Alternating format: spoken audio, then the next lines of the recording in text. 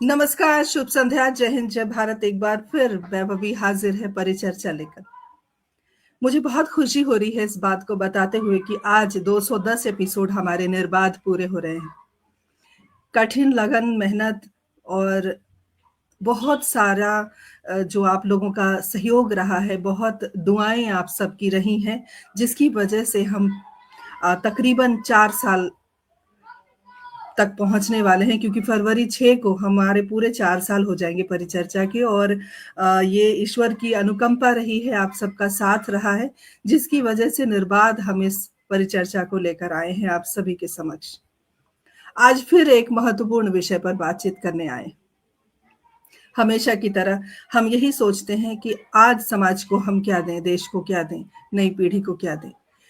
हर रविवार को सभी इंतज़ार करते हैं कि परिचर्चा में क्या कुछ ख़ास होने वाला है।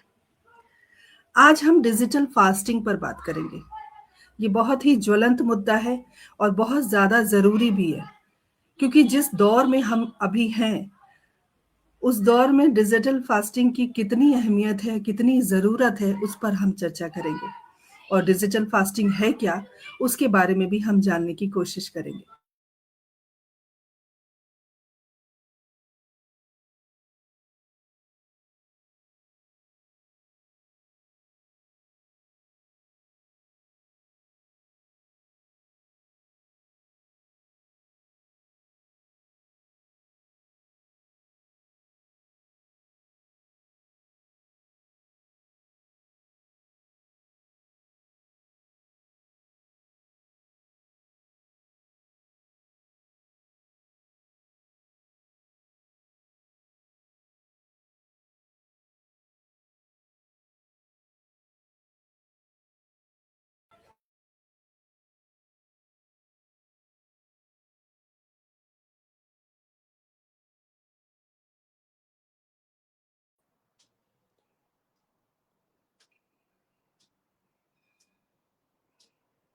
विभा जी का ऑडियो नहीं आ रहा है और वीडियो स्टिल हो गया है।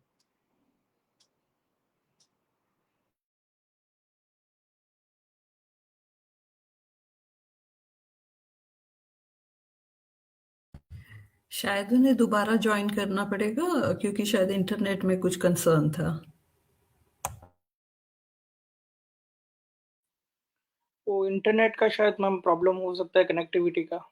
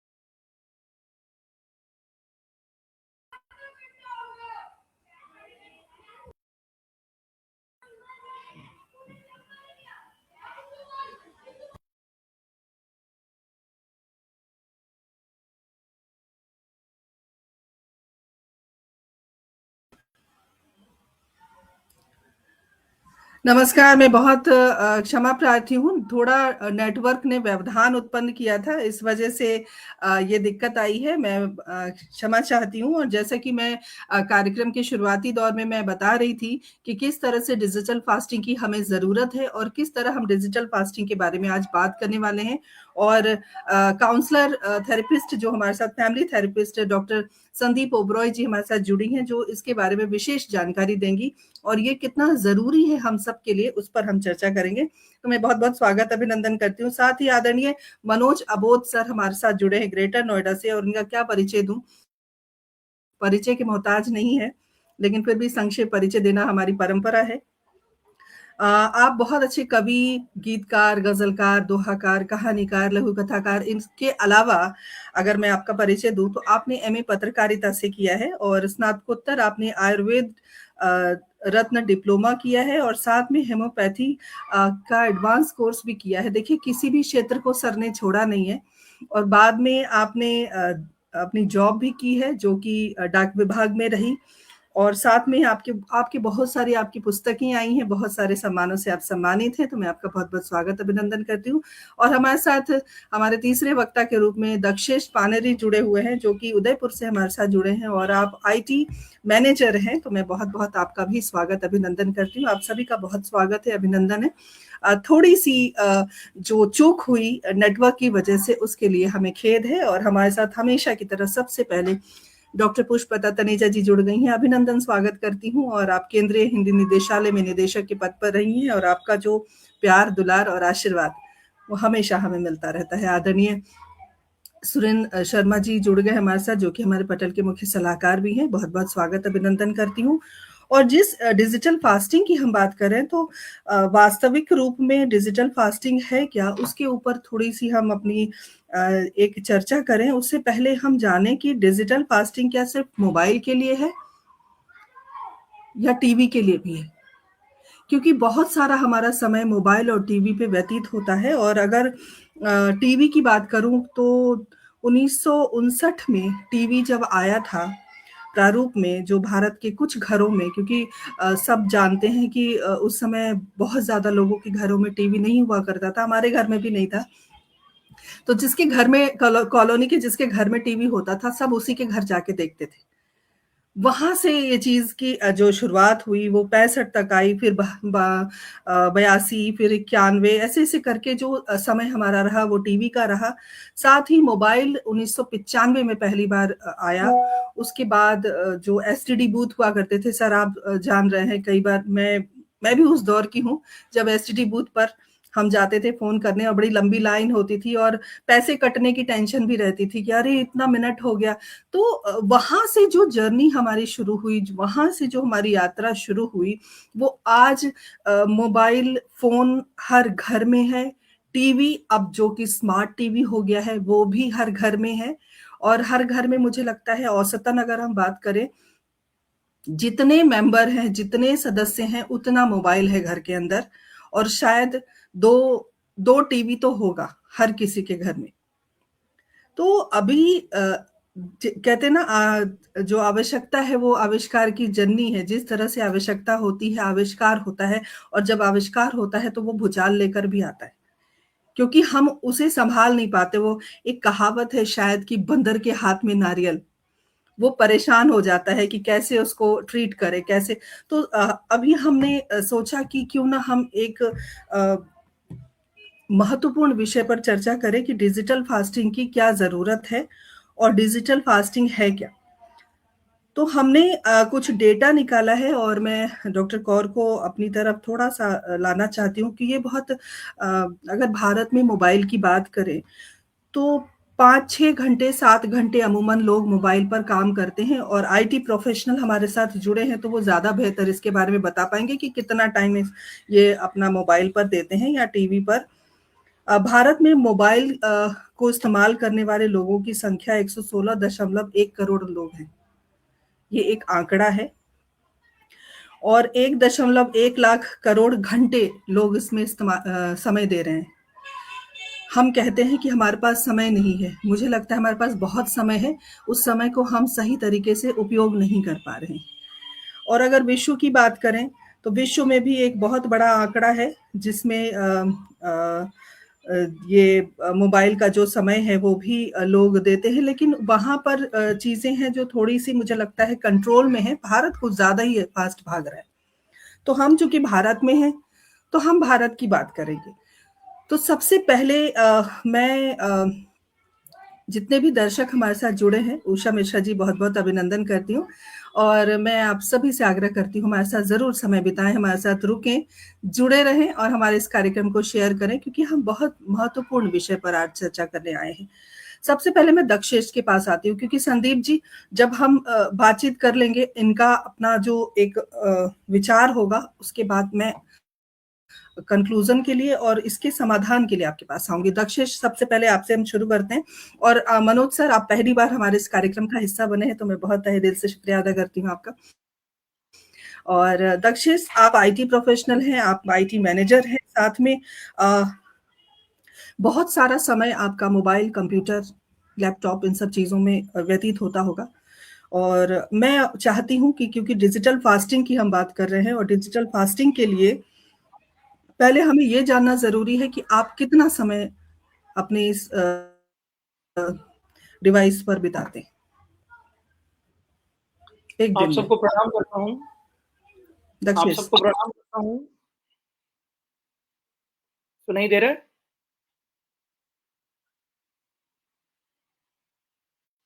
जी, आप सबको प्रणाम करता हूँ। आईटी फील्ड से बिलोंग करने के नाते मैं एक चीज़ ये कह सकता हूँ वैभवी जी, कि हमारे आ रही जीवन है में आवाज? जी जी। एज एन आईटी प्रोफेशनल हमारे जीवन में जो स्क्रीन है, जो स्क्रीन टाइम है, वो एक बहुत अभिन्न अंग हो चुका है।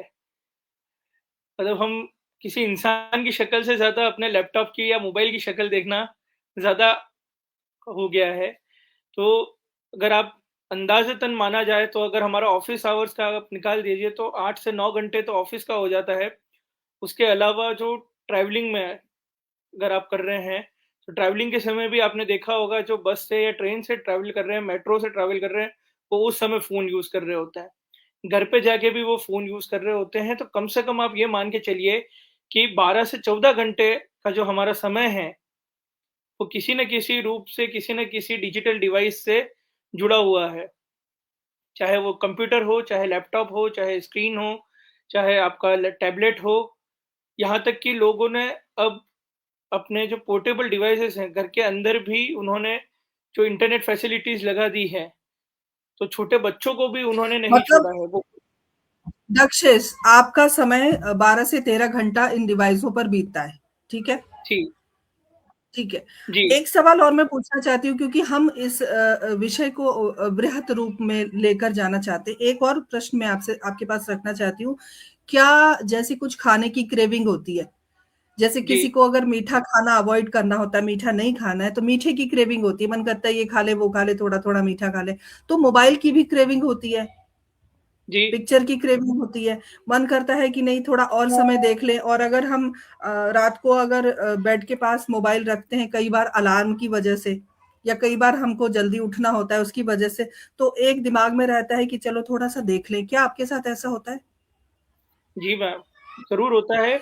और मेरा ये मानना है कि कई लोगों को ये जो मैं अभी कहने जा रहा हूँ, कई लोग इससे रिलेट कर सकते हैं कि कई लोग खाना खाते वक़्त भी अपने मोबाइल अपने सामने रखते हैं। स्क्रीन तो चल रही है, टीवी चल रही है, लेकिन खाना खाते वक़्त डाइनिंग टेबल में अपने सामने वो तारक मेहता चला लेंगे या कोई सीरियल चला देंगे, मैच चला लेंगे, न्यूज़ चला लेंगे। उनके सामने ही स्क्रीन पे एक मोबाइल या एक टीवी या एक टैबलेट रहेगा। तो एक तरीके से आप कह सकते हैं एक नशे की तरह हो चुका है बिल्कुल, कि ठीक है दक्षेश, मैं आपके पास आती हूँ दोबारा। मैं मनोज सर के पास चलती हूँ। सर, चूँकि आप एक कवि हैं, और आजकल हम लोगों ने देखा है कि जितने भी लेखक वगैरह हैं, वो ज़्यादातर या तो अपनी जो रचनाएँ होती हैं वो टैबलेट पे टाइप करते हैं, कंप्यूटर पे भी करते हैं और मोबाइल पर भी करते हैं। तो कहीं न कहीं हमारा जो समय है वो भी इस डिवाइस पर बीतता है। तो मैं आपसे जानना चाहती हूँ कि आपका कितना समय इस मोबाइल की दुनिया या सोशल मीडिया के माध्यम से अगर मैं जानना चाहूँ, तो कितना समय आप देते हैं? देखिए वैभवी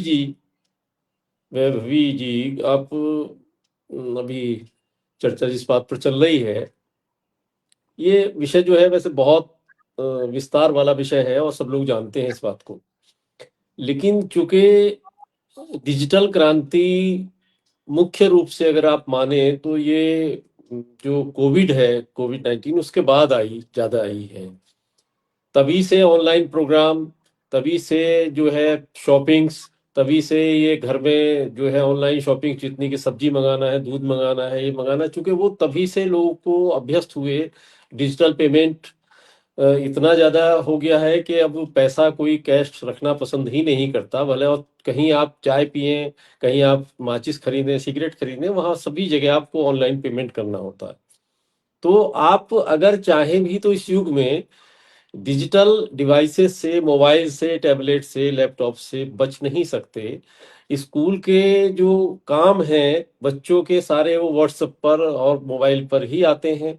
अब वो जमाना नहीं है कि उनकी नोटबुक पे मैडम ने लिखा कि आज ये हुआ है या ये कम रहा, ये कल को ये करके लाना। होमवर्क कोई नहीं, होमवर्क वही फॉरवर्ड करके व्हाट्सएप पे भेज दिया जाता है, बच्चों को किया जाता है, बच्चे उसी को देख के कर रहे हैं। इवन आपने देखा होगा कि जो छोटे बच्चे हैं, अब लोरी, अब कोई बहलाने का, अब ना मदर्स के पास ना पेरेंट्स के पास इतना वक्त है, क्योंकि सब लोग अमूमन इतने व्यस्त हैं, नौकर पेशा हैं। कई बार तो पति पत्नी दोनों, जब मम्मी पापा दोनों ही बच्चे के जॉब में होंगे और भाग दौड़ है, दूरियां बहुत हैं। नजदीक में जिनका है तो वो तो बड़े भाग्यशाली लोग हैं, लेकिन दूर दूर जाते हैं बच्चों का पालना, तो उनको लगता है कि किसी तरह से बच्चा समय से खाना खा ले, तो मोबाइल उसके सामने रख देंगे, उसका कोई कार्टून जो भी उसका जो पसंद की चीज है उसको लगा देंगे, और वो धीरे धीरे एडिक्ट हो जाता है उसके। तो ये तो रही बात ये कि इससे बचा नहीं जा सकता। हाँ, ये कोशिश की जा सकती है कि जो इसके आफ्टर इफेक्ट्स हैं, जो इसके नुकसान हैं, उनको जानते हुए हम लोग शुरू से ही उससे थोड़ा थोड़ा सा, जो फास्टिंग की बात आपने की है, वो हम रखना शुरू करें। मैं अगर अपनी बात करूं व्यक्तिगत तौर पे, तो मैं मानता हूं कि मुश्किल से करीब जो है, टीवी मैं नहीं देखता हूं। टीवी, आपने सही कहा कि दो है टीवी, लेकिन बावजूद उसके भी, और हर तरह की सुविधा उसके साथ है, वाईफाई वाले भी है, वैसे भी है, लेकिन मैं देखता नहीं हूँ। घर में कोई नहीं देखता है, न्यूज कोई नहीं देखता है। उसके लिए हम रेडियो चलाते हैं, सुबह को न्यूज सुनते हैं, बीच में सुनते हैं एक दो बार, या मोबाइल पे बीच बीच में आ जाती है। बाकी मोबाइल के काम में मैं मानता हूं कि करीब 3 घंटे, 3 से 3.5 घंटे का एवरेज होगा जो हम लोग मोबाइल पर लगाते हैं। और कोशिश करते हैं कि कुछ काम जो है, लिखने का जैसी बात है, लिखने पढ़ने का जितना भी काम है, भले ही फाइनल करके उसको मोबाइल में उतारें, लेकिन वैसे मोबाइल में नहीं लिखते। आज भी कॉपी, डायरी, पेन से ही लिखते हैं। और इसीलिए जो है ये दिक्कत आ रही है। आप अगर यही जानना चाह रही थी, मैं आपको थोड़ा सा संदर्भ दूं कि आप, जब आपने बताया कि कब से टीवी शुरू हुआ, और टेलीविजन जब खाली दूरदर्शन ही था और कोई और दूसरे चैनल नहीं थे, अब तो डिजिटल चैनल और ओटीटी दुनिया भर के प्लेटफॉर्म है।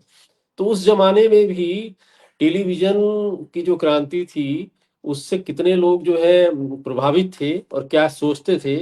मैं 35 साल पहले जब बिजनौर में था, तो हमारे एक मित्र थे शायद, उन्होंने एक शेर कहा था, वो बड़ा चर्चित हुआ था, जो जैसे कोट करते हैं लोग, इस तरह का शेर उस जमाने में हो गया था वो। तो उन्होंने कहा था कि टेलीविजन की बदौलत फसल जल्दी पक गई, टेलीविजन की बदौलत फसल जल्दी पक गई, बच्चा बच्चा शहर का बालिग नजर आने लगा। आप सोचिए कि उस समय में, जबकि उस टीवी पर कुछ ऐसा नहीं होता था, सिवा कुछ चित्रहार, कुछ फिल्में, कुछ गाने वाने, ये होता था, और कोई ऐसी चीज नहीं थी, लेकिन बावजूद उसके भी उसके दुष्प्रभावों को उस समय महसूस जी किया गया। और आज तो आपके हाथ में, आपके मोबाइल में ईच एंड एवरीथिंग, पूरी दुनिया आपके पास है। समझे आप, जो है जरा सी कोई बात हो तो उसके लिए कभी कोई बिल्कुल, किताब, कहते कोई हैं ना कि डिक्शनरी, दुनिया कोई का लुगत, मोती। हाँ, कोई खोलने की, कोई पूछने की किसी जरूरत नहीं महसूस करता। और ना ही उतने जानकार मम्मी पापा। अगर आपने, बच्चे ने पापा से, मम्मी से कुछ पूछ लिया, तो वो कोशिश नहीं करते कि किसी तरह हम उसको बताएं। वो तुरंत या तो उसको बोलेंगे गूगल कर ले, या खुद वो साइड में एकदम से क्लिक करके को बता देंगे कि ये है इसका मतलब। तो उससे बचा तो नहीं जा सकता है। और स्थिति आपने कही कि सभी के पास मोबाइल है। मैंने एक दोहा कहा है, मैं आपको अगर इजाजत हो तो कहूँ आपको। दो, जैसे जो आजकल दो जनों का जी परिवार है, स्वागत है सर, स्वागत। हाँ, तो के एक दो है कि दो जन हैं, दो जन के परिवार में, दो जन के परिवार में मोबाइल है 4, दो जन के परिवार में मोबाइल है 4, लैपटॉप 2, नोटबुक 2, बाइक 2 कार। ये जो है आज की हमारी जो क्या युवा बात है, पीढ़ी क्या है, बात। उनकी ये स्थिति है कि आप सोचिए कि कहाँ पहले बहुत कम चीजों में, उतनी हमें जरूरत नहीं है। अगर आप देखेंगे वास्तविकता में तो हमें उतनी आवश्यकता है ही नहीं किसी चीज की। काम चल सकता है लेकिन नहीं, सबका अपना होना चाहिए हर चीज। तो वो उसी तरह से, और बच्चों के लिए अगर आप सोचें तो मैं एक दोहा और सुनाना चाहूंगा आपको कि जब से मोबाइल हुआ बच्चों का सिरमौर, जी जब से मोबाइल हुआ बच्चों का क्या सिरमौर, बात। बढ़ा तभी से हर तरफ नव संस्कृति का दौर, बढ़ा तभी से हर तरफ नव संस्कृति का दौर। ये नव संस्कृति आप समझ ही रहे होंगे कि अब फैशन के लिए कहीं कोई मैगजीन खोलने की जरूरत नहीं है, अखबार में जो पहले रंगीन पृष्ठ छपते थे वो फैशन देखने की जरूरत नहीं है। आपको ईच एंड एवरीथिंग, आपके सारे जो है मार्केट, पूरा बाजार, हर नया फैशन, हर चीज आपके मोबाइल पर, आपकी साइट पर, आपके हाथ में है। तो जब से ये चीज बढ़ गई है तो बहुत सारी चीजें बढ़ गई हैं उसके साथ। अकेला ये नहीं है कि आपको जो है उससे यही आफ्टर इफेक्ट्स हैं, आपके पॉकेट पर भी, आपके घर पर, आपकी संस्कृति, आपके समय पर, आपकी सेहत पर, तमाम चीजों का असर है। मैं समझता हूँ बात आप आगे बढ़ाएं, जैसे आप पूछेंगी तो मैं फिर उसमें बोलूंगा, क्योंकि समय अधिक लेना भी ठीक नहीं है। नियमित आपका जो है सीमित कार्यक्रम है। जी जरूर। जी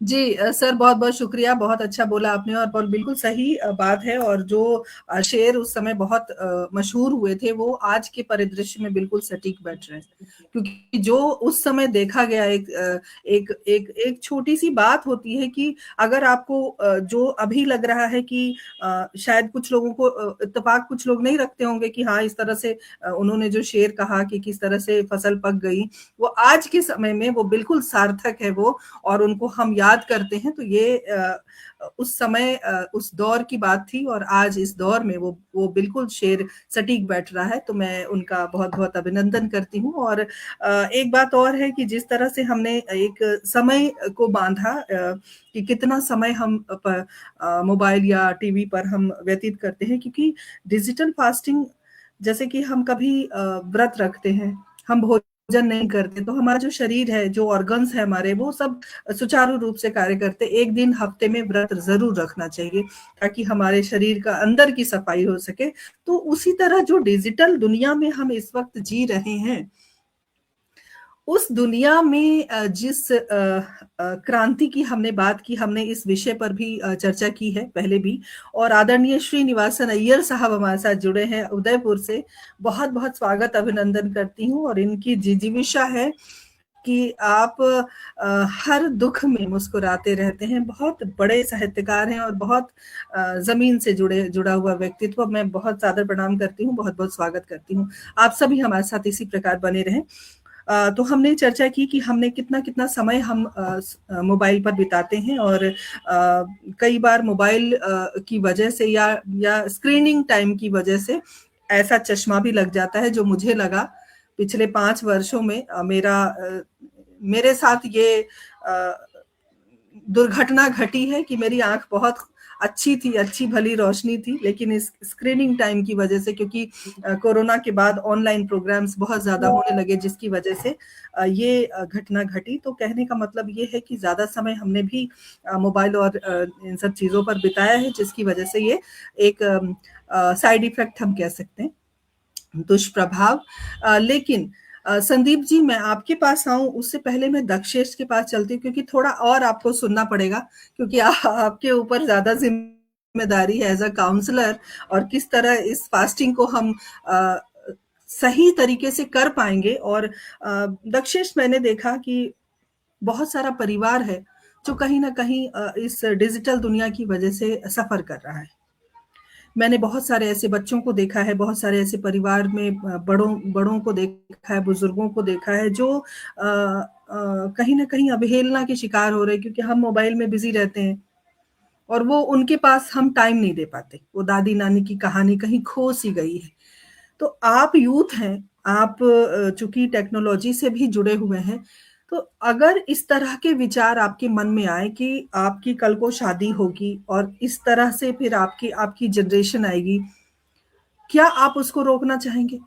क्या डिजिटल फास्टिंग की जरूरत आपके जीवन में है? और अगर है तो आने वाली पीढ़ी को कैसे बचाएंगे आप? मैं ये आपसे जानना चाहती हूँ। ये जो विचार है और प्रभवी दक्षेश, जी, एक बात और मैं आपसे जानना चाहती हूँ कि अगर डिजिटल फास्टिंग आपको करने के लिए, दक्षेश दक्षेश एक सवाल और मैं जोड़ती हूँ इसमें। अगर जी मैम। डिजिटल फास्टिंग की जरूरत आपके ऑफिस में पड़े, आप अपना काम कैसे करोगे? ये भी आपको सवाल का जवाब देना है और मैं चाहूंगी कि संक्षेप में जवाब दें, क्योंकि मुझे अबोध सर से भी बहुत सारी चीजें पूछनी है और फिर संदीप जी आखिर में बहुत सारी बातें उनसे भी करनी है। जी। पहले मैं आपके दूसरे प्रश्न का उत्तर दूंगा कि अगर मुझे एज अ मैनेजर अपने वर्क प्लेस पे, अपने ऑफिस में अगर डिजिटल फास्टिंग करानी हो, हम जनरली महीने में एक बार इस तरीके की कुछ कार्यशाला करते हैं कि आपको हाफ डे के लिए या 3 से 4 घंटे के लिए अपने फ़ोन को या अपने सिस्टम को आपको बंद करना होता है। आप अपना काम कर सकते हैं ऑफ़लाइन। ऑनलाइन इंटरनेट का प्रयोग आप नहीं करते हैं। आप ऑफ़लाइन अपना काम करते हैं। ऑफ़लाइन जो भी काम आप कर सकते हैं, टाइपिंग का हो गया, एडिटिंग का हो गया, किसी को कुछ ड्राफ्ट लिखना है या किसी को कुछ प्रपोज़ल बनाना है, कुछ डिज़ाइन क्रिएट करनी है, ये सारा काम जो ऑफ़लाइन संभव है, वो सारा काम हम एज़ अ, डिजिटल फास्टिंग अगर आप एक तरीके से कहें तो करते हैं। दूसरी तरीके से आने वाली अगर पीढ़ियों के लिए अगर हमें डिजिटल फास्टिंग को लागू करना है, तो जैसा कि मनोज सर ने कहा कि आपको बचपन से, जैसे कई परिवारों में हो गया है कि बच्चों को बचपन से ही फ़ोन दे दिया जाता है।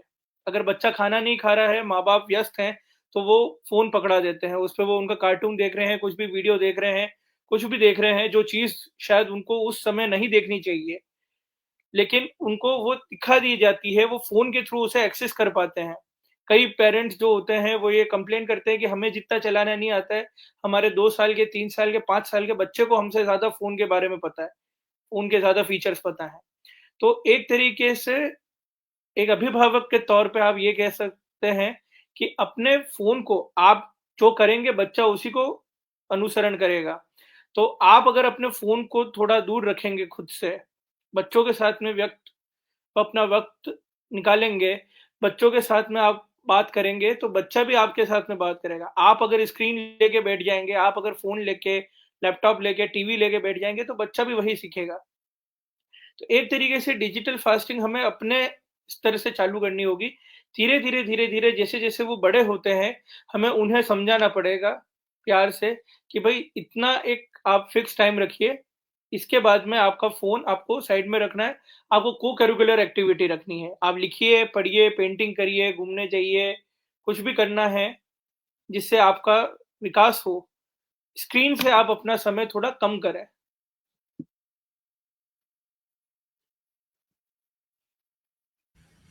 तो जब जब आपकी जनरेशन आएगी तब आप उनके लिए किस तरह से मैनेज करेंगे? क्योंकि आने वाला जो समय है वो और ज्यादा भयावह होने वाला है, और ज्यादा हम इन सब चीजों की आदत ले चुके होंगे और लत लत कह सकते हैं, आदत नहीं, लत लत हो जाएगी। जी।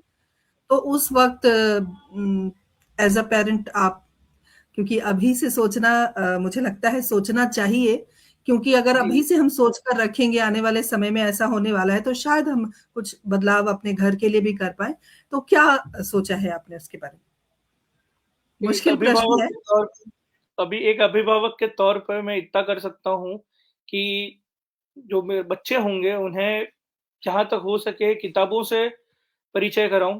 फ़ोन से मैं जितना दूर हो सके, जितना समय के बाद में आप दे सकें, क्योंकि कई पेरेंट्स होते हैं वो 6 महीने, 7 महीने, 1 साल के बच्चे को भी फ़ोन पकड़ा देते हैं।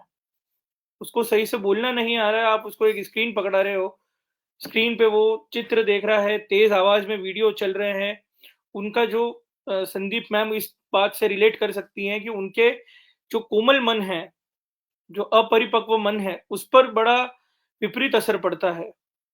तो मेरी कोशिश एक अभिभावक के तौर पे यही रहेगी कि मैं बच्चों को जितना कम समय दे पाऊँ या जितना कम समय के लिए अपना फ़ोन प्रोवाइड करूँ, उनके सामने ना तो फ़ोन चलाऊँ, और जितना समय के बाद में वो 5 साल, 6 साल के हो जाएँ, तब उन्हें बताया जाए कि हाँ, ये फ़ोन है, इसे इस तरीके से इस्तेमाल करा जाता है। हालाँकि उससे पहले सीख लेते हैं बच्चे, क्योंकि बच्चे बड़े जिज्ञासु प्रवृत्ति के होते हैं। बट मेरी कोशिश यही रहेगी निजी तौर पर कि उनको जितना कम समय फ़ोन के साथ बिताने को मिले, उतना मेरी कोशिश रहेगी। जी दक्षेश, बहुत बहुत शुक्रिया। और जिस तरह से हम बातचीत कर रहे हैं मनोज सर, हम अंधेरे में तीर मारने की कोशिश कर रहे हैं, क्योंकि ये कितना मुश्किल दौर है ये।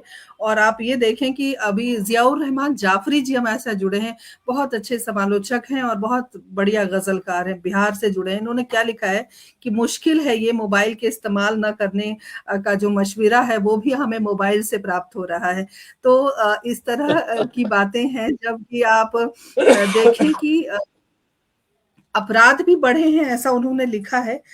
लेकिन जिस तरह से आपने बात की, और आपने बिल्कुल सही कहा सर कि कोविड के टाइम से जो हमारा स्क्रीनिंग टाइम है वो बढ़ गया, मोबाइल का उपयोग होने लगा और पढ़ाई लिखाई सब मोबाइल पर होने लगी। अभी भी स्कूल से बहुत सारे संदेश जो है वो मोबाइल के माध्यम से हमें प्राप्त होते हैं और हम उस तरह से काम करते हैं। और अब तो डॉक्टर को, अगर हम पहले क्या होता था, अगर मैं डॉक्टर की बात करूं, डॉक्टर ओब्रॉय, कि जब हम प्रिस्क्रिप्शन कभी खो जाता था हमारा, तो हम बहुत छटपटाते थे घर में, यहाँ ढूंढो वहां ढूंढो, क्योंकि प्रिस्क्रिप्शन अगर पुराना नहीं मिला तो वो डॉक्टर फिर हमें उस तरह से दवाई नहीं दे पाएंगे और फिर नए सिरे से सब शुरू करना पड़ेगा। लेकिन अब वो फैसिलिटी है कि उनके कंप्यूटर में वो सारी चीजें फीड होती हैं, दवाई से लेके सारी जो ट्रीटमेंट चल रही है। तो हम इनसे बच नहीं सकते, मुझे ऐसा लगता है। लेकिन हाँ, वो बहुत जरूरी है कि थोड़ा हम अपने आप को कंट्रोल में रखें, अपने आप को थोड़ा संयमित रखें, क्योंकि ये जरूरी है। और क्यों जरूरी है वो डॉक्टर संदीप हमें बताएंगे। इससे पहले गुलशन ग्रोवर जी हमारे साथ जुड़े हैं हरियाणा से। गुलशन जी, बहुत बहुत स्वागत, अभिनंदन करती हूँ। श्रीनिवासन अय्यर साहब, आप जल्दी स्वस्थ हो जाएं और शीघ्र आपको किसी और परिचर्चा में देखना चाहती हूँ, और आप स्वस्थ रहें, यही कामना करती हूँ। मैं सभी का बहुत बहुत स्वागत, अभिनंदन करती हूँ, और मैं सभी से यही आग्रह करती हूँ कि आप कार्यक्रम को शेयर करते रहें। मनोज सर, चूंकि कवि हैं आप, और जिस तरह से शुरू में बात हुई कि चलिए आप अपना अखबार और वो आपका पेपर चल रहा है, अभी पेपर पर काम करते हैं, और मोबाइल, और मैं सच बताऊं, मैं भी टाइप नहीं कर पाती मोबाइल पर। अगर कुछ लिखना होता है तो वो कॉपी और वो कलम, उसी के सहारे लेखनी चलती है। लेकिन अगर मैं आपसे एक बात पूछूं कि डिजिटल फास्टिंग के संबंध में एक कवि की दृष्टि से अगर आपके विचार हम जानना चाहें, तो कवि क्या सोचता है इसके बारे में? देखिए, इस जैसा आपने कहा विभा जी के इससे बच नहीं सकते, ये तो अपरिहार्य है। अब टेलीफोन, फोन या टीवी ये लग्जरी नहीं है, ये अब जो है जरूरत की चीज बन गई है। कंप्यूटर लग्जरी नहीं है, कंप्यूटर जो है, कंप्यूटर लैपटॉप, ये आपके आवश्यकता की चीजें बन गई हैं, क्योंकि जैसा युग है उसके अनुसार ही आपको चलना है। आपको अगर ट्रेन का टिकट, एयर टिकट आपको लेना है, तो वो मतलब वो पहले मोबाइल में आएगा तभी आप प्रिंट निकाल पाएंगे, पहले कंप्यूटर में आएगा तभी प्रिंट निकाल पाएंगे, ऑनलाइन ही बुकिंग करानी। उससे बच नहीं सकते और ना ही बचना चाहिए। मेरा मानना यह है कि जो जिस विकास के दौर में आप चल रहे हैं, जिस डिजिटलाइजेशन के दौर में आप चल रहे हैं, वहां आपको उनके कदम के साथ कदम मिला के चलना चाहिए। बात रही उसके अति उपयोग और उसके नुकसान और उसके डिजिटल फास्टिंग की, देखिए, हम लोग जो खाते पीते हैं उसमें भी हम लोग ये देखते हैं कि कोई चीज अगर हमें नुकसान दे रही है, भले वो डॉक्टर उसको इंडिकेट करे कि भाई ये चीज आपको नहीं खानी है, तो उसको हम लोग अवॉइड करते हैं। इस चीज को के लिए हमें जागरूक होना है। बच्चों को हम दोष दे ही नहीं सकते किसी हालत में, कि हमें खुद जागरूक होना है इस मामले को लेके कि हमें क्या नुकसान उनसे हो रहा है। आप देखिए कि अधिकतर लोग कभी एक उम्र होती थी चश्मा लगाने की, अब बहुत बच्चे, कम उम्र के बच्चे, मतलब वो शुरू से ही आंखें कमजोर हो रही हैं, दिमाग पर बहुत, रात को नींद नहीं आती, नींद की गोलियों खा रहा और तरीके अपना रहे हैं। वजह यही है कि आपके मन में इतना स्ट्रेस जो है, स्क्रीन इतना स्ट्रेस देता है। साइंटिफिकली आप देख लीजिए, बहुत सारी चीजें आती हैं कि वो साहब अब ब्लू रेज वाला, उसको भले ही उसको साहब स्क्रीन लगा दिया, वो नई आंखों, ऐसा कुछ नहीं होता। कंप्यूटर पे चश्मे आ गए कि साहब वो आपका स्पेक्ट्स है, तो वो आपको कंप्यूटर पे देखने में आपकी आंखों पर फर्क नहीं पड़ेगा। अरे भाई, अब मार्केटिंग है सारी, फर्क कैसे नहीं पड़ेगा? जो चीज सामने दिख रही है आपको फर्क पड़ रहा सब है। तो उसके लिए आपको खुद ही आप वो करना पड़ेगा। जरूरी नहीं है कि आप रील देखें तो मतलब 3 घंटे आप रील ही देखें। व्हाट्सएप पे आपको देखना है तो जो जरूरी मैसेज है, कुछ लोग हैं कि उन्हें पता है कि गुड मॉर्निंग के या फॉरवर्ड मैसेज आ रहे हैं, तो आप एक निश्चित ये करें, शाम को आप कर लीजिए कि आप शाम को ये माने कि भाई अब मैं 9 बजे लास्ट में जो है कॉल अटेंड करूंगा 9:30 बजे के बाद ना, या मैं मोबाइल देखूंगा ना टीवी, एक हेडलाइन सुन ली ना देखेंगे, खत्म हो जाएगा। 2-4 दिन छटपटाहट रहेगी, फिर नींद भी अच्छी आएगी, आप ठीक रहेंगे। बच्चे आपसे ही सीखेंगे नेचुरली। जब आप फोन रख देंगे कि भाई इतने बजे यहाँ ये सब बंद हो जाएगा, इतने बजे लाइट बंद हो जाएगी, तो नेचुरली फिर वो 1-2 दिन कहेंगे, लेकिन उसके बाद उनको लगेगा कि हाँ ठीक है, ऐसा ही होना है। वो हमको पहले अपने पर एप्लीकेबल करना होगा, तभी हो पाएगा। मैं आपको जो है एक दोहा सुनाता हूँ इस संदर्भ का, मेरा लिखा हुआ, मेरे जो संग्रह आया था ये, उससे मैं पढ़ रहा हूँ जी। कि बच्चे मोबाइल करें जागे आधी रात, बच्चे मोबाइल करें जागे आधी रात, सुबह उठें फिर देर से ले अलसाया गात। क्या बात है, क्या बात है। हाँ, आप सुबह को फ्रेश होकर उठ ही नहीं सकते, क्योंकि एक प्रॉपर नींद आपकी बॉडी को चाहिए होती है। और मैं देखता हूँ हमारे भी बहुत सारे ग्रुप्स हैं और इंटरनेशनली भी मैं जुड़ा हुआ हूँ, तो मैं देखता हूँ कि वहाँ दिन है या कुछ है तो लोग रात को 11 बजे के बाद इतने एक्टिव हो जाते हैं सोशल मीडिया पर भी, फेसबुक हो के, एक्स हो के, इंस्टाग्राम हो, व्हाट्सअप, इवन व्हाट्सअप पर भी इतने एक्टिव हो जाते हैं वो लोग 10-11 बजे के बाद, जो बिल्कुल ऐसा वक्त होना चाहिए कि जिसमें कहीं कोई ऑनलाइन ना दिखे, कहीं कोई जो है कोई मैसेज किसी तरह का कुछ ना आए, लेकिन उस समय इतने एक्टिव हो जाते हैं। अब देर रात जब आप जागेंगे, देर रात आप फिल्म देखेंगे, सब चीजें आप उस मोबाइल में देख रहे हैं, सब फिल्में आप, जब चूंकि सब चीजें अवेलेबल इतनी हो गई, हर चीज देखी जा रही है, तो इसलिए जो है ये आपको खुद ही इस चीज को सोचना पड़ेगा।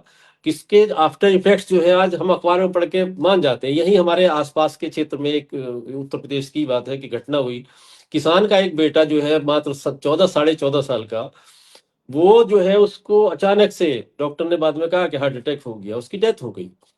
वो लगातार पिछले 48 घंटे से मोबाइल पर, मतलब वो सोया 2-3 घंटे डेली सोया, 1-2 घंटे सोया, और लगातार मोबाइल, उसको मोबाइल दिया हुआ था, मोबाइल पर वो सोशल मीडिया, रील, ये सब वो देख रहा था। पता है घर वालों को, देख रहा है वो, और इतना स्ट्रेस, इतना एडवर्स इफेक्ट उसकी बॉडी पर, उसके दिमाग पर पड़ा कि मतलब आफ्टर जो है वो डेथ हो गई उसकी।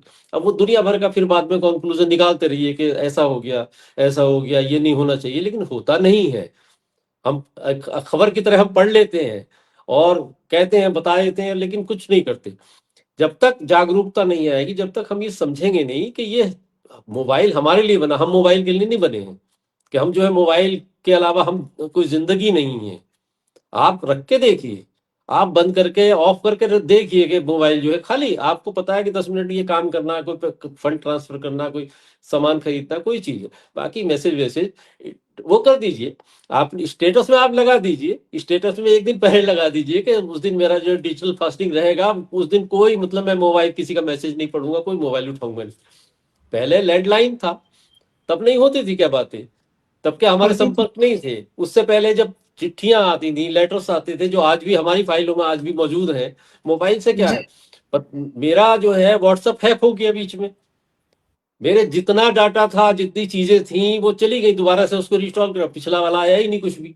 वो चूंकि इतने जगह नहीं थी मोबाइल में, बैकअप नहीं कर रखा था, कुछ नहीं आया। बड़ी बड़ी महत्वपूर्ण चीजें, बड़े इनविटेशन, बड़े रिकॉर्ड सब चला गया। लेकिन आज भी अब से 50-60 साल पहले तक की फाइल, उस समय तक के पत्र जो है मेरे पास सुरक्षित रखे हुए हैं, जिन्हें कभी भी हम उस रूप में पढ़ सकते हैं। इस चीज को बिल्कुल, हमें वही महसूस तो। करना होगा, इस जी, चीज जी, को, बिल्कुल। उस महत्व को समझना होगा, तभी जी, हो सकता है, तभी डिजिटल फास्टिंग हो सकता है। अदरवाइज जो है ये नहीं चल पाता। हम लोग तकिए के नीचे बराबर मोबाइल रख कर सोते हैं, उसको दूर रखिए 2 फुट 3 फुट, फिर पता चला रात को अगर किसी का कॉल आया, अभी रात में सुबह देखेंगे। अब वो इतने नजदीक रखा होता है कि वो जब रिंग बजती है तो सोचता, अरे एक बार देख ले किसका है। आपके अप्रोच में ही नहीं होगा, उसको उठा के एक तरफ रखिए कि मैं रात को मैं नहीं उठाता हूँ, मैं पिक नहीं करता हूँ।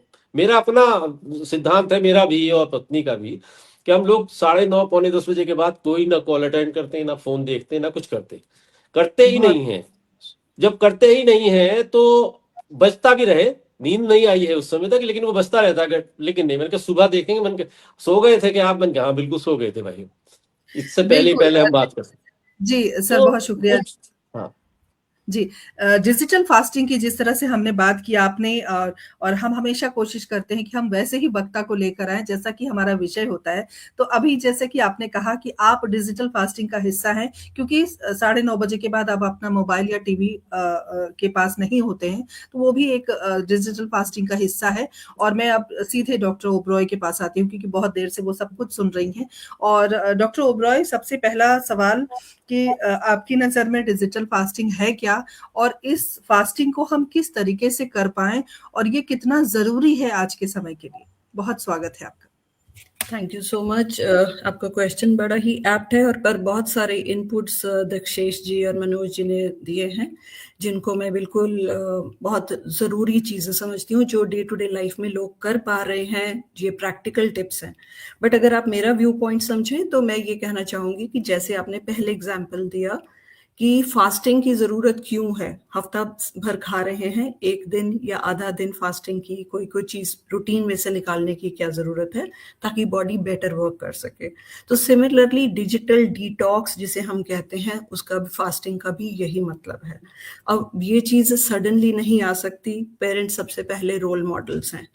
जैसे कि आपने कुछ स्टैंडर्ड्स बताए, जैसे डॉक्टर मनोज जी ने बताए कि 9:30 के बाद हम टच नहीं कर रहे हैं, इसी तरह एवरीबडी, हर पेरेंट के पास ये एक अपना सेल्फ कंट्रोल है।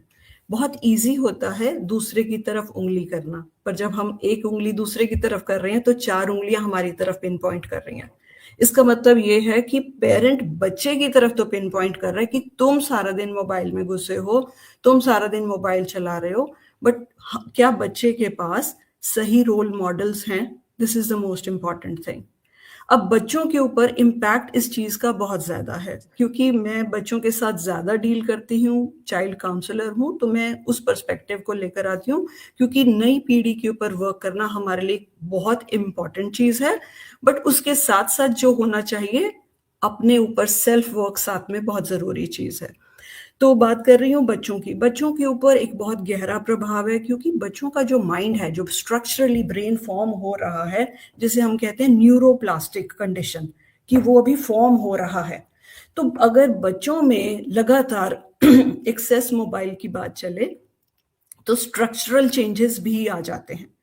दूसरी चीज ये है, हमारी ब्रेन का एक हिस्सा होता है इंटीरियर सिंगुलेट।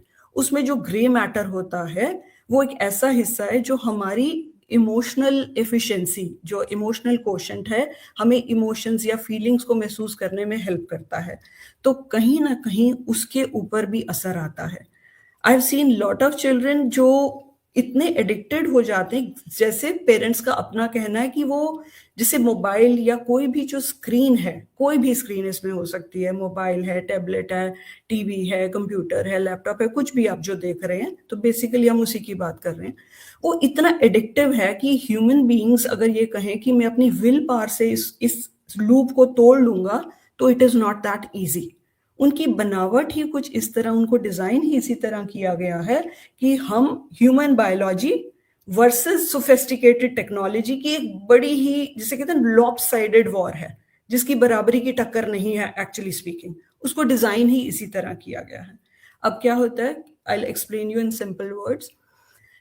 कोई भी इंसान फोन की तरफ क्यों जाता है? क्योंकि उसे प्लेजर मिलता है, फन आता है। अब वो फन क्यों आता है? क्योंकि हमारे ब्रेन में डोपामिन नाम का एक हार्मोन रिलीज होता है, which is important for regulating our mood, our happiness, our emotions, impulse control, इन चीजों के लिए वो रिस्पॉन्सिबल होता है। अब आपने एक रील देखी, एक कुछ कंटेंट देखा, या आप एंटिसिपेट कर रहे हैं कि शायद लाइक्स आए होंगे, शायद कोई नई स्टोरी होगी, शायद नोटिफिकेशंस होंगे, something which can grab your attention. तो एक जो एंटिसिपेशन भी होती है, उसके कारण भी वो डोपामिन रिलीज होता रहता है। अब धीरे धीरे धीरे, पहले हम आधा घंटा, पहले जैसे हमने कहा कि दूरदर्शन का टाइम था, हम हफ्ते में 2 दिन चित्रहार देखकर भी खुश हो जाते थे, ठीक है। आज वो कांस्टेंट प्रोग्राम्स चलते हैं 24 घंटे और 50 चैनल, और टीवी पर अगर जाना मुश्किल लगता है तो फोन तो हमारे पास, it's a complete world in itself. किसी को कमी की जरूरत ही नहीं है, किसी की जरूरत ही नहीं है, सब कुछ अपने पास है। इसीलिए सोशल रिलेशनशिप्स कम हो गए, रिश्तों में दरारें आ गई, मम्मी पापा की आपस में, बच्चों के साथ बातचीत कम हो गई, क्योंकि everybody has got a saviour in their hand. कभी भी मैं अकेला नहीं हूं, मेरे पास हमेशा कोई ना कोई है जो मेरे साथ है, दैट्स माय सेवियर। और अब नई चीज आ गई, AI tools, chat GPT, perplexity, जो कभी आपको इतने अच्छे से वैलिडेट करते हैं, इतने अच्छे से प्यार करते हैं, आप कभी उनके साथ दुख तो साझा करके देखिए। तो ये बड़े अच्छे टूल्स हैं, अच्छे इन अ सेंस, पर बच्चे, I have seen, I remember a case, मुझे उससे याद आ रहा है, I remember a case, this girl was in class 8th, और उसके पेरेंट्स तब उसको लेकर आए थे क्योंकि उसने शायद एक सुसाइड नोट लिखा था। तो when we started working on that child, तो gradually while she was working, क्योंकि उसे घर से सपोर्ट नहीं मिल रही थी, तो she resorted to ChatGPT. तो वहां से वो आंसर्स लेने शुरू होगी, और ये कांस्टेंट प्रोसेस बन गई। मेरे एक और मरीज हैं जो मेरे से कहीं दूसरे कंट्री से कनेक्ट करते हैं, उन्हें हेल्थ एंजाइटी है। अब अगर हम बात कर रहे हैं डिजिटल डिटॉक्स की और उसके दुष्प्रभाव की, इल इम्पैक्ट की, तो कुछ हद तक तो उन्हें कंसर्न था अपनी हेल्थ को लेकर, बट क्योंकि चैट जीपीटी उनका कांस्टेंट सेवियर रहा, वो लगातार उनको बताता था, कंसोल करता था, हाँ ये हो रहा है, आगे देखो, आगे बढ़ो, आगे बढ़ो, करते करते करते वो इतनी ज्यादा प्रॉब्लम उनके लिए बन गई कि काफी टाइम लगा उन पर वर्क करने के लिए। और अगर एक बच्चा बहुत छोटा है तो उसको तो भी लर्न करना, एक छोटे बच्चे को हम कहते हैं वो स्पंज की तरह है, एक कच्ची मिट्टी की तरह है, उसको तो भी शेप लेनी है। तो वो क्या शेप लेगा? जैसे हाथ उसको लगेंगे, मिट्टी है, शेप लेनी है, जो शेप लेगा, जो कुम्हार उसको एक्सपीरियंस देगा। और कुम्हार कौन है? सबसे पहले हम पेरेंट्स, और उसके बाद टीचर्स, बाकी उसका जो फ्रेंड सर्कल होगा, नेबर्स, रिलेटिव्स, वो धीरे धीरे होगा। पर हम उसके फर्स्ट रोल मॉडल्स हैं। वो कहते हैं children learn what they live, वही चीज सीखेंगे जो जी रहे हैं, कोई नई चीज नहीं सीखेंगे। तो the first thing here comes is कि मैं एज अ पेरेंट, मैं क्या कर सकता हूं या मैं क्या करूं। बच्चों के ऊपर इम्पैक्ट बहुत ज्यादा है, ऑफ कोर्स हमें ये तो सबको ही पता है, उनकी विजन, फोकस, अटेंशन सब चीजों पर खत्म होता है, यहाँ तक कि उनको फील करने की जो उनकी क्षमता है, जो उनके इमोशंस हैं, जो आज की दुनिया में खत्म हो रहे हैं। It's becoming a mechanical world. हम एक दूसरे को जानते हैं बट विदाउट एक्चुअली फीलिंग। तो feeling each other, knowing, having the knowledge of all our emotions is very important. अब आप ये बताइए, कोई बच्चा रो रहा है तो पेरेंट्स चाहते हैं, पहला हम सबका सेंटेंस होता है, रो मत, ये ले लो, खुश हो जाओ। अब आप ये बताइए कि अगर इन इमोशंस की अहमियत नहीं थी तो ये हमारे अंदर डाले ही क्यों गए? A full range of emotions are important. उन सबसे रूबरू होना बहुत जरूरी है। दुख क्या होता है, उदासी क्या होती है, ये भी जरूरी है। बोरियत क्या होती है, हम चाहते हैं बच्चे कभी बोर ही ना हो, कभी उदास ही ना हो। ये तो इम्प्रैक्टिकल है और एक्चुअली गलत भी है। तो अगर बच्चा उदास है, रो रहा है, तो हम इमीडिएट कह देते हैं ये लो फोन लो, स्क्रीन लो। तो रोने का भी उसको टाइम नहीं मिलता, रोने का उसको अपनी फीलिंग्स को सरफेस होने का और उनसे इंटरफेस होने का टाइम नहीं मिलता उस बच्चे को कि एक्चुअली ये इमोशन कह क्या रहा है। And finally, when they grow up, we see children, we see human beings who are much more plastic. They are not able to see and feel the human emotions. और बाद में हम complain करते हैं कि ये तो दिखाता ही नहीं है, इसका तो घर के साथ लगाव ही नहीं है. तो कहीं ना कहीं हम खुद रिस्पॉन्सिबल हैं, क्योंकि मोबाइल डिजिटली जो हमारा स्ट्रॉन्ग कनेक्शन या एडिक्शन हो गई है, हम सबको हर तरह से वो खत्म कर रही है, या जो हमारा एक स्वाभाविक रूप है ग्रो करने का, डेवलप होने का, उसको कहीं ना कहीं इम्पैक्ट कर रही है. तो what actually lies with us is कि what can I do at this point as a parent? Of course, as I've said, कि we need to be role models.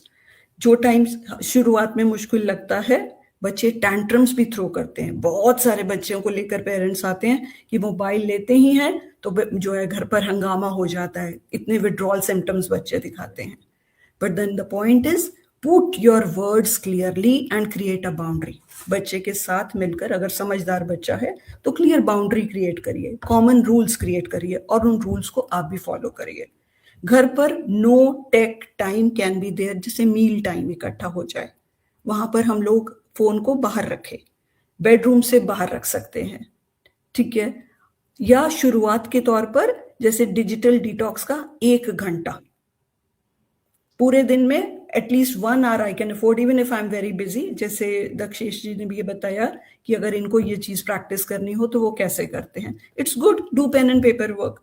आपने डॉक्टर मनोज जी से सवाल किया कि आप अपनी रचनाएं या अपनी जो क्रिएटिव वर्क है उनको किस तरह डिजिटली लिखते हैं या यूज पेन एंड पेपर. मैं आपको एक और चीज ऐड करती हूँ. कोई भी इंसान अपने किसी भी इमोशन से गुजर रहा हो, जो कि गुजरता ही है क्योंकि we are all human beings, तो हम उनको एक चीज की सलाह देते हैं, write your feelings, write what you are feeling. लिखना एक बहुत ही थेराप्यूटिक चीज है. पेन एंड पेपर, इनको हम कभी कभी भी अपनी लाइफ से खत्म नहीं कर सकते. और एक टिप मैं सभी सुनने वालों को देती हूँ कि किसी भी चीज से आप परेशान चल रहे हो, बजाय कि आप किसी को ढूंढे कि मैं उसको बताऊं, उसको गॉसिप करूं, उसको फोन करूं, वो भी गॉसिप नहीं कहूंगी, अगर किसी से आप दिल साझा करना चाहें जहां आपको अनकंडीशनल सपोर्ट मिलती है तो कर सकते हैं. दिल हल्का हो जाता है, इमोशंस को रिलीज करना जरूरी है. But if you got nobody, और कोई ऐसे सर्कमस्टांसेस हैं कि आप शेयर नहीं कर सकते, create a worry time in your schedule. आधे घंटे का टाइम अपने आप अपने लिए सेट कर लीजिए दिन में, जिसे हम कहेंगे वरी टाइम. तो दिन भर अगर आपको बातें परेशान करें, उसको बोलो कोई बात नहीं, आज 4 से 4:30 तुमसे ही मिलना है, तो मैंने बैठकर सिर्फ लिखना है, लिखना है, लिखना है, ब्लाइंडली लिखना है, जो भी मेरे मन में आ रहा है, इंग्लिश, हिंदी, जो लैंग्वेज हो, वर्ड्स, ग्रामर कुछ मैटर नहीं करती. Just right your thoughts and you see the impact. जो हम इतने भरे रहते हैं, जो आज की डेट में हमें लगता है कि किसी ने हल्का सा झटका दे दिया और हम बिल्कुल खाली हो जाएंगे लिखने के बाद. जी जी. ये और जी एज अ रूटीन करके देखिए, आप 10 दिन कर लेंगे तो आप एक अपना डिफरेंट वर्जन पाएंगे, जिसे हम जर्नलिंग भी कहते हैं. सोने से पहले भी इसको आप कर सकते हैं, या वरी टाइम देकर आधा घंटा ये शुरुआत कीजिए. अब देखिए कि क्या असर आता है. This is for everybody. So बात कर रहे थे हम अपनी डॉक्टर संदीप, जैसे कि कई बार हम डिजिटल फास्टिंग की अभी बात कर रहे हैं, लेकिन कई बार क्या होता है कि हमें बहुत गुस्सा भी बहुत आता है, किसी भी बात को लेकर हम गुस्सा होते हैं, और वो गुस्सा फिर किसी ना किसी के ऊपर उतरता है घर में, चाहे हस्बैंड वाइफ एक दूसरे पर उतारे, बच्चों पर उतारे, या जो भी है, कभी किसी बर्तन पर उतर जाए, या किसी तरह का गुस्सा जो होता है वो उतारने की हम कोशिश करते हैं. हम सोचते हैं हम खाली हो जाए. तो क्या बेटर ऑप्शन है कि हम अपना गुस्सा अपने पेपर पे उतारें, जैसे कि आपने अभी किया? एब्सोल्युटली. देखिए, अगर गुस्सा आ रहा है, कई बार हम कहते हैं जो इमोशंस हैं they get stored in the body also, तो इनको रिलीज करना बहुत जरूरी होता है, ठीक है. और अगर हम रिलीज नहीं करते तो कहीं ना कहीं वो एलिमेंट्स की फॉर्म में, डायबिटीज की फॉर्म में, जॉइंट्स जो गांठें हैं बॉडी में, ये सब चीजों में कहीं ना कहीं असर आता है. सो अभी बहुत स्ट्रॉन्ग रिसर्च नहीं है, पर बहुत सारी थ्योरीज ये कहती हैं. तो आइडियली तो होना ही चाहिए. देखिए, मैं ये कहती हूँ कि जैसे मेरी life, for example, my emotional status is like this glass, anyone's for that matter. अब मैं अपने ग्लास में से मैं इमोशनली अपने रिश्तेदारों के साथ, अपने बच्चों के साथ, सबके साथ कनेक्ट करती हूँ। कनेक्ट करने का मतलब what will I pour from my glass, what I have in my glass. तो मेरे ग्लास में अगर साफ पानी है तो I will be able to pour clean water, और अगर मेरे ग्लास में मटमैला पानी है, सही नहीं है, तो मैं वही पोर करूंगी। तो idea is to work on your own self. सारी जर्नी शुरुआत अपने से होती है, self growth, self awareness, self development. बच्चों की तरफ, दूसरों की तरफ उंगली बाद में, पहले अपने ऊपर। ऐसा नहीं है कि हम ह्यूमन बीइंग्स नहीं है, गलती नहीं करेंगे, हम सब गलतियां करते हैं, गलती करके आगे बढ़ते डॉक्टर कौर जी बिल्कुल सही कह रही हैं आप। डॉक्टर कौर, एक बात और मैं जानना चाहती हूँ कि डिजिटल फास्टिंग से जो हमारा मानसिक स्वास्थ्य है उस पर भी अच्छा असर पड़ेगा, क्योंकि हम कहीं ना कहीं मानसिक रूप से प्रताड़ित हो रहे हैं मोबाइल की दुनिया से, या सोशल मीडिया में जो दिन भर हम घुसे रहते हैं, या टीवी पर भी है। मैं अपनी बात अगर करूं, मैं अपना एक अनुभव साझा करना चाहती हूँ। कई बार अगर मैं कोई नेगेटिव चीज टीवी पर देखती हूँ तो मुझे बहुत अंदर से गुस्सा आता है। मुझे लगता है कि ये क्यों ऐसे ऐसे, ये क्यों, जबकि वो रियल लाइफ है, वो स्क्रिप्ट दी गई है और वो उस हिसाब से वो काम कर रहे हैं, वो एक्टिंग कर रहे हैं, लेकिन अंदर से ना वो फीलिंग आती है कि ऐसा। और मैं ना, मेरे बच्चे कहते हैं कि मम्मा इतना घुसो मत आप, ये एक पार्ट ऑफ एंटरटेनमेंट है, तो आप उसमें लेकिन वो फीलिंग कई बार ना बहुत स्ट्रेस देती है। तो इससे बचने का क्या उपाय है? जी, 2 चीजें कहूंगी मैं यहाँ पर। एक तो जो आपने कहा कि वो मैं देख रही हूँ कि वो सीरियल्स या कोई भी टीवी पर आप कुछ जो भी चीज देख रहे हैं, तो उसमें जानने वाली बात ये है कि जैसे बॉडी के लिए भोजन है, क्या खा रहे हैं वो इम्पोर्टेंट है, उसी तरह यहाँ क्या जा रहा है वो उसका भोजन है, पहली चीज, और स्पेशली बिफोर द नाइट। ठीक है। और दूसरी चीज है, एक और मैं चीज बताती हूँ, ये भी हर कोई इंसान कर सकता है और बड़ी पावरफुल एक्टिविटी है। आप एक पेपर के ऊपर अपना हाथ रखें, ठीक है, और हाथ की आउटलाइन बना सकते हैं। जब आप हाथ की आउटलाइन बना लेंगे तो हाथ के बाहर पेपर के ऊपर लिखिए things out of my control, और जो हाथ के अंदर की होगी, हाथ के अंदर जो बाउंड्री है उसके अंदर लिखिए थिंग्स इन माय कंट्रोल। और उसके बाद things out of my control में तो 50 चीजें आ जाएंगी। आपने कैसे बिहेव किया, उन्होंने कैसे बिहेव किया, और उन्होंने कैसे जवाब दिया, उन्होंने कौन से कपड़े पहने, वो सब मेरे आउट ऑफ कंट्रोल है। पर अगर मैं आपको बोलूं कि 4 चीजें वो लिखिए that lie with in my control, वो बहुत मुश्किल होगा, पर सोचेंगे तो समझ आएगा, और समझ आएगा तो हम उसको फॉलो कर पाएंगे। तो थिंग्स इन माई कंट्रोल, जो मैं देख रही हूँ वो मेरे कंट्रोल में है, वो क्या कर रहा है वो मेरे कंट्रोल में नहीं है। सो जो चीज मेरे कंट्रोल में है ही नहीं, वाई टू फ्रेट।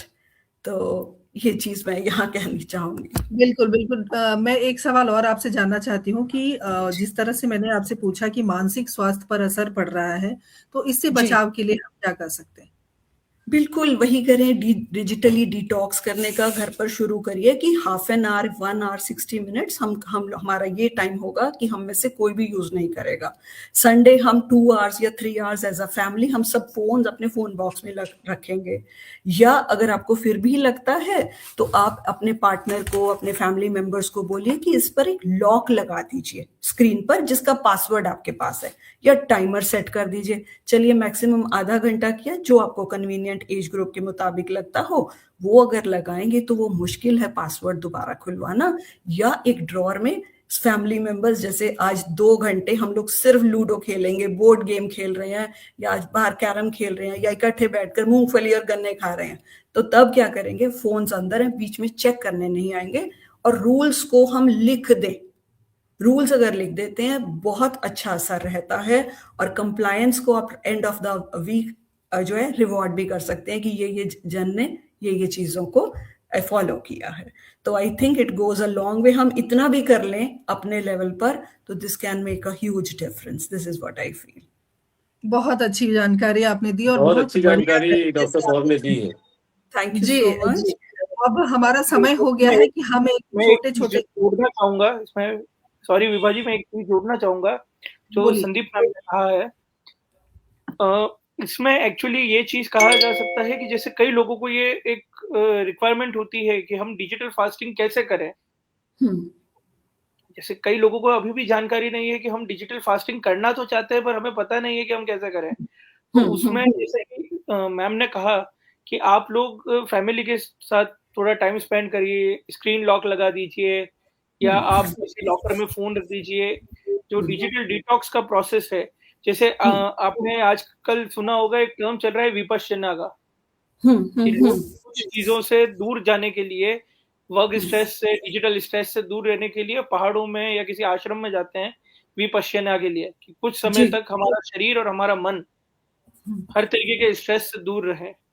तो इस तरीके से जो मैं करता हूँ, मैं अपने निजी स्तर पे जो करता हूँ कि रात को 11 साढ़े 11 तक मैं फ़ोन, जो भी जितने भी मेल्स होते हैं मेरे, वो सारे मैं देख लेता हूँ, रिप्लाई मैं मॉर्निंग में करता हूँ। उसके बाद में मैं किताब लेके बैठता हूँ। मैं साहित्यिक रुचि का इंसान हूँ, तो मैं किताब लेके बैठता हूँ और एक टारगेट सेट कर रखा है कि 1 वर्ष में इतनी किताबें मुझे पढ़नी है। तो उसका मैं एक मतलब जो एक गाइडलाइन माइलस्टोन मैंने रखा हुआ है कि आप अगर इनके इतने घंटे, इतने मिनट अगर आप इतने पन्ने पढ़ेंगे, तब जाके इतनी किताबें आपकी कंप्लीट होंगी।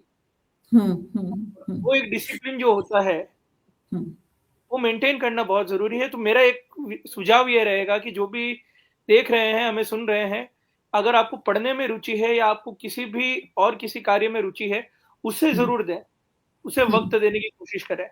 भले ही 15 मिनट दें, आधा घंटा दें, लेकिन अपने स्क्रीन से दूर रहें। हम अपने ऑफ़िस में भी यही चीज़ करते हैं कि हर फ्राइडे, सैटरडे जो हमारा होता है, हम जो अगर एम्प्लॉइज़ हैं, हम सब में कुछ ना कुछ गुण होते हैं। हम उनको कहते हैं कि आप आधा घंटा, 1 घंटा आपकी जो पसंद की एक्टिविटी है, चाहे पेंटिंग हो गई, चाहे राइटिंग हो गई, डांसिंग हो गया, सिंगिंग हो गई, आप उसे दीजिए और उसका अगर हमें अच्छा लगता है, हम उसको रिवॉर्ड भी करते हैं। Absolutely, I love this whole idea. Dakshesh ji, मैं इसके साथ 2-3 चीजें फटाफट से ऐड करना चाहूंगी। आपने कहा कि जैसे कोई भी इंसान जो इस तरफ बढ़ना चाहता है, उसके लिए शायद पहले स्टेप्स बहुत मुश्किल होंगे। हम सभी को पता है कि जब हम साइकिलिंग करने लगते हैं और पैडलिंग करते हैं तो पहले कुछ स्टेप्स सबसे डिफिकल्ट होते हैं, बाद में जब वो मोशन में आ जाए थिंग्स आर इजियर। सिमिलरली, अब जैसे कोई भी इंसान जो, जैसे एडिक्शन का बेसिक पर्पस क्या होता है साइकोलॉजी के लेंस से अगर देखें, it is basically a numbing idea कि कोई दर्द, कोई प्रॉब्लम, कोई डिफिकल्टी, कोई ऐसी चीज है, चैलेंज है जिसको मैं फेस नहीं करना चाह रहा या चाह रही, तो मुझे उसके लिए नंबनेस चाहिए, मुझे उसके ऊपर टेम्परेरी मरहम पट्टी चाहिए। तो मैं उसको सॉल्व तो नहीं कर पा रहा हूं, बट मैं थोड़ी देर के लिए अपने आप को डिस्ट्रैक्ट कर रहा हूं, तो इसीलिए शायद वो मुश्किल होती है। और जहां आपने कहा कि मोटिवेशन जो है ऐसे नहीं आती, स्मॉल स्टेप्स मैटर। जैसे आपने कहा, काउंट करके आपने हिसाब रखा हुआ है कि मुझे साल में इतनी बुक्स पढ़नी है, तो दिन के मेरे इतने पन्ने बनते हैं, which is discipline. Discipline brings motivation. I really underline and appreciate this. Discipline brings motivation. Motivation नहीं आती, हम फिर तब डिसिप्लिन नहीं फॉलो करते। Very true, very truly touched. और जो आपके ऑफिस में भी हो रहा है वो भी बहुत अच्छी चीज है। वी ह्यूमन बीइंग्स, हमारे 2 या 3 जोन्स नहीं है। हम तभी खुश रह सकते हैं लाइफ में जब हमारे पास प्रोग्रेस करने के लिए भी दिन में कुछ चीजें हो जो हमें सेंस ऑफ प्राइड दें, सेंस ऑफ मास्टरी दें। जैसे मैंने कोई नई लैंग्वेज सीखी, कोई नए 2-4 पेज पढ़े, एनीथिंग मास्टरी वाली बात हो, combined with something which gives me a sense of having fun and proud. दोनों चीजें साथ में चलनी चाहिए दिन में। It's only then we can enjoy a day. खाली हम सोचे मास्टरी की तरफ बढ़ रहे हैं तब भी नहीं चलेगा। फन, मास्टरी, दोनों चीजें दिनचर्या का हिस्सा होनी ही चाहिए। And I really appreciate the system that you have in your office. And जो भी जिसको क्रिएटिव तरीका अच्छा लगता हो, पेंटिंग, स्क्रिबलिंग, डूडलिंग, निटिंग, कुछ भी आपको, नीडल वर्क अच्छा लगता हो, जरूर करिए। हैव एन ऑल्टरनेट हमारे पास होगा, तभी हम स्क्रीन को छोड़ेंगे और उससे दूर किसी और अट्रैक्टिव चीज की तरफ जाएंगे। बिल्कुल सही कहा आपने। कई बार हमारे बच्चे भी अगर मोबाइल की तरफ भागते हैं तो हमारी सबसे बड़ी पहली कोशिश ये होती है कि हम कुछ ऐसी एक्टिविटी कराएं जिससे मोबाइल से पीछा छूटे। और जैसे ड्राइंग जिस तरह से बोला, तो मेरी बेटी भी ड्राइंग मैं लाके देती हूँ तो वो करती है, और अभी तो बहुत छोटी है। और इतना ज्यादा समय हम लोग सोशल मीडिया पे या जिस तरह से मोबाइल की बात हो रही है, तो हम अपने बच्चों को इतना मोबाइल नहीं देते हैं कि वो दिन भर इन सब चीज़ों पे रहे। और आजकल के बच्चे, मुझे लगता है पढ़ाई का बहुत उनके ऊपर दबाव है, जिसकी वजह से वो इतना ज़्यादा मोबाइल वगैरह से, वो सब छोटे-छोटे बच्चे हैं जो, जैसा कि मनोज सर ने कहा कि माएँ क्या करती हैं, मोबाइल पकड़ा देती हैं कि तुम खाना खा लो, तंग मत करो। तो ये सारी चीज़ें वो छोटे बच्चों के साथ होती हैं। जब बच्चे स्कूल जाने लगते हैं तो उनका थोड़ा-सा शेड्यूल जो है वो बदल जाता है। अंत में मैं छोटा-छोटा संदेश चाहूँगी आप सभी से, इस कार्यक्रम के माध्यम से हम उन व्यक्तियों के लिए या उन श्रोताओं के लिए या आने वाली पीढ़ी के लिए क्या हम संदेश दें, क्योंकि जब भी हम कार्यक्रम को समापन की ओर ले जाते हैं, एक संदेश हम जरूर देते हैं। मनोज सर, क्या संदेश होगा आपकी तरफ से? मेरी तरफ से तो संदेश यही है, देखिए, जैसे किसी जमाने में अभी मैडम ने कहा कि लिखिए, कि डायरिया लिखी जाती थी, सोने से पहले लोग डायरिया लिखते थे। तो खैर, अगर आप डायरी भी नहीं लिखते हैं तो लिखिए जरूर, पढ़िए और लिखिए। जो फिजिकल चीज है उस पर आ जाइए, तो बहुत सारी चीजें आपकी खुद ही रिजॉल्व हो जाएंगी, आपको बहुत अच्छा लगेगा। मैं दक्षेश जी से और मैडम से, दोनों से बहुत सहमत हूँ इस मामले में, कि आप जब तक फिजिकली किसी चीज को, ये मोबाइल पर और उस पर नहीं, तो उस पर आ जाएंगे तो बहुत आनंद रहेगा। आप लौट के पेन और कागज पर आइए, थोड़ा थोड़ा आइए, तो बहुत अच्छा रहेगा। बहुत बहुत शुक्रिया सर। दक्षेश, अंत में क्या कहेंगे आप? मैम, मेरा संदेश यही रहेगा कि जितने भी लोग जो डिजिटल फास्टिंग या डिजिटल डिटॉक्स करना चाहते हैं, एक अपने अंदर से एक इनेट मोटिवेशन, अंदर से एक जागरूकता लाएं कि भाई हमें अपने मोबाइल से अपने आप को दूर करना है पूरी तरीके से। जैसा सर ने कहा कि अपरिहार्य है, हम पूरी तरीके से इससे निजात नहीं पा सकते, पर जितना उसका प्रयोग हम कम कर सकते हैं, एटलीस्ट वीकेंड्स पे हम किसी क्रिएटिव चीज के लिए या किसी ऐसे काम के लिए जिससे हमारी इमोशनल ग्रोथ हो रही है या हमारी क्रिएटिव ग्रोथ हो रही है, उस पर हम अपना समय थोड़ा दें, तो अच्छी एक तरीके से एक जागरूकता बढ़ेगी। जी दक्षेश, बहुत बहुत शुक्रिया। और डॉक्टर कौर, क्या कहेंगी आखिर में? जी, मैं फिर एक मिथ यहाँ पर जो है तोड़नी चाहूंगी, मिथ ब्रेक करूंगी। जैसे मैंने पहले कहा कि मोबाइल एक्चुअली हमारे ब्रेन में एक हार्मोन रिलीज करता है जिसे कहते हैं डोपामिन। वो खुशी के लिए रिस्पॉन्सिबल होता है, मूड के लिए। एक्चुअली डोपामिन को रिलीज होना चाहिए फिजिकल एक्टिविटी से। हम कुछ काम करें, छोटी मोटे काम, यहाँ तक कि एक छोटा सा ड्रॉर भी अगर साफ किया है, 4 बुक्स को साफ करके ठीक से लगाया है, वो भी डोपामिन रिलीज करेगा। अगर हम फोन में देखते रहेंगे और एक्सपेक्ट कर रहे हैं कि डोपामिन रिलीज हो, आज इतना 2 घंटे देखने पर डोपामिन रिलीज हो रहा है, फिर धीरे धीरे उसकी रिक्वायरमेंट लिमिट क्रॉस हो रही है, फिर हमें 3 घंटे देखना पड़ेगा, फिर डोपामिन रिलीज होगा। हैप्पीनेस क्योंकि चाहिए, इसीलिए हम काम करते हैं। धीरे धीरे हम इम्यून हो जाएंगे। तो वो एक स्यूडो, एक फॉल्स तरीका है डोपामिन को रिलीज करने का। Actually, dopamine is made to be released only when we take some physical action, move our body, physical activity हो, छोटे छोटे काम हो, घर के काम होने चाहिए। अपने बेड, बिस्तर, कुर्सी, मेज को जरूर साफ करें। ये छोटी छोटी चीजें जो आपको बहुत खुशी देंगी and in the long way आपके लिए बड़ी ही स्टैंडर्ड की, बड़ी ही, जिसे एटॉमिक हैबिट्स कहते हैं, उसकी तरफ आपको लेकर जाएगी। बहुत बहुत शुक्रिया आपका। जिस तरह महिलाओं को खाना बना के आनंद की अनुभूति होती है, तो वो डोपामिन रिलीज होता है और हमें बहुत अच्छा लगता है। कुछ भी हम नया करते हैं, कुछ अच्छे दोहे लिख लिए, कुछ अच्छी कविताएं लिख ली, तो ऐसा लगता है कि आज मन बहुत प्रसन्न है। तो प्रसन्नता ढूंढिए और मोबाइल और सोशल मीडिया से थोड़ा सा जो है अपने आप को दूर रखने की जरूरत है। और जरूरत इसलिए भी है क्योंकि मानसिक स्वास्थ्य को हमें और उच्च श्रेणी में लेकर जाना है। और जिस तरह से हम अपना समय इन सब चीजों में लगा रहे हैं, परिवार के साथ अगर समय लगाएं, क्योंकि कोई भी चीज मुश्किल है, नामुमकिन कुछ भी नहीं है, और परिवार को भी अच्छा लगेगा। और जिस तरह से डॉक्टर कौर ने कहा कि आधा घंटा, 1 घंटा, 2 घंटा, जो भी आपको एक टाइम सेट करना है, वो लूडो खेलकर या कैरम बोर्ड खेलकर या बच्चों से बातें करके, कहानियां सुन के, तो वो समय हम वापस उसी दुनिया में जा सकते हैं सर, मनोज सर, चिट्ठियों की दुनिया में। नानी दादी की कहानियों की दुनिया में। तो इस तरह डिजिटल फास्टिंग हमारे जीवन का एक हिस्सा अगर बने तो हम मानसिक स्वास्थ्य को भी प्राप्त कर सकते हैं। जो इमोशनल अटैचमेंट की बात डॉक्टर कौर ने कही है, वो अटैचमेंट भी हम अपने बच्चों के साथ रख सकते हैं, क्योंकि हम कहते हैं ना कि बच्चों के बीच में ना वो लगाव नहीं है, वो अंडरस्टैंडिंग नहीं है। क्यों नहीं है, वो हमें ढूंढने की जरूरत है। तो आज इस परिचर्चा को हम मूल रूप दे रहे हैं और डिजिटल फास्टिंग की ओर एक कदम हमारी तरफ से। और जी विभा जी, मैं संदीप मैम की बात में एक बात और जोड़ना चाहूंगा कि हमें एक जो फेक सेंस ऑफ अचीवमेंट है, एक तो सेंस ऑफ अचीवमेंट आता है जब आप कुछ एक्शनेबल करते हैं, जब आपने कुछ ट्रूली अचीव करा होता है, तो आपको एक सेंस ऑफ जो डोपामाइन उन्होंने बताया वो मिलता है। लेकिन एक जो आजकल सोशल मीडिया से या चैट जीपीटी से हमें एक फेक वैलिडेशन मिल रहा है, एक फेक सेंस ऑफ अचीवमेंट मिल रहा है, हमें उसे नजरअंदाज करना चाहिए। उसके पीछे ना भागकर हम सच में कुछ ऐसा करें जिससे हमारा भी भला हो, समाज का भी भला हो, और कुछ ना कुछ ऐसा क्रिएटिव या कुछ ऐसा यूजफुल निकल के आ सके।